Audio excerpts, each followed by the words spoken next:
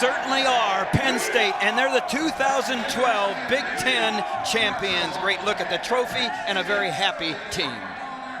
Not just the guys that wrestled well in the tournament, but the rest of the guys on the squad there. They are champions. They are Penn State, the 2012 Big Ten champions. And we also have individual champions starting at 125, Matt McDonough from Iowa, who gives the Iowa Hawkeyes their first champion of the day and his second Big Ten championship.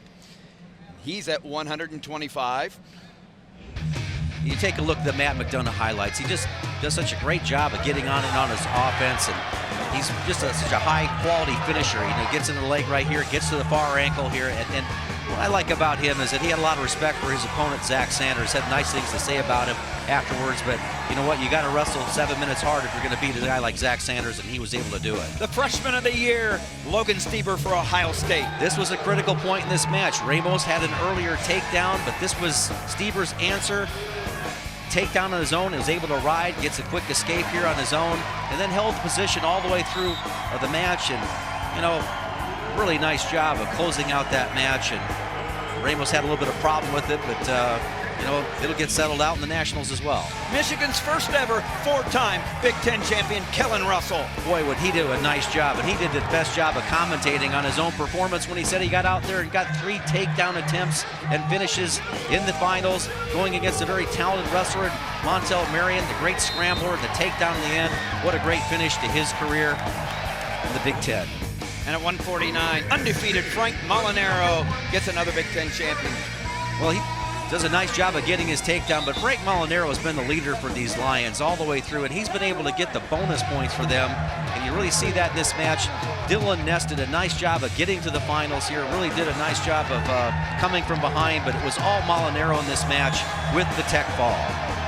And we thought at 157, Jason Welch from Northwestern was going to break the jinx. He'd lost 3 times in a row to St. John's from Iowa, but St. John pulls the rabbit out of the hat. Boy, he really did, and you've got to be thinking there's added to his confidence, but 3 weeks ago you would never have managed it. He would have been in the finals, let alone winning this match.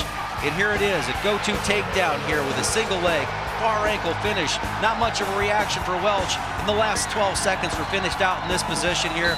St. John looking at the clock with the championship in hand. And does anyone have more fun than David Taylor, the 165-pound champion from Penn State? The only guy that has more fun than David Taylor is Cael Sanderson and the rest of that coaching staff at Penn State, watching him add to his lead, getting a major over talented Mike Evans, the freshman from Iowa.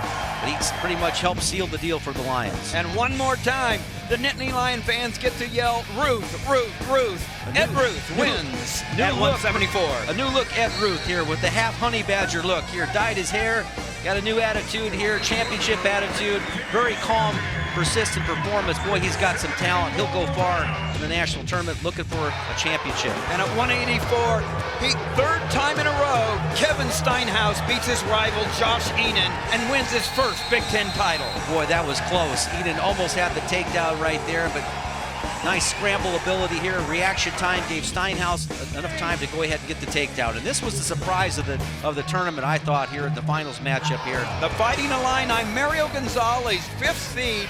The Fighting Illini get themselves a champion, and he avenges an earlier loss to Matt Pallas to win it. Yeah, it was majored earlier, and then comes back. I mean, that's confidence in yourself, your coaching, and your program. Tony Nelson, the Minnesota Gopher, secures second place for the Minnesota Gophers with this win over Bobby Telford. Little rides, little 10-second rides in the beginning of the period, then it was 15-second rides, then it's 30 seconds, and then 40 seconds. He was able to go ahead and ride all the way through the match. Here's your team standings, Tim. Penn State wins with 149 points. Minnesota, second place, 134. Iowa, 126. Illinois comes in, 4th place. Nice performance. And Ohio State with 7 freshmen in the lineup gets 5th. When you're in the top 5 in the Big Ten, you have really done a job. Yeah, you have done a job, and particularly this Ohio State program, which is reloaded with just freshmen and sophomores in that team. And coming back, they're going to be fun to watch. This tournament is going to always be competitive here in the foreseeable future. Everybody's young, and Penn State wins their second straight Big Ten team championship.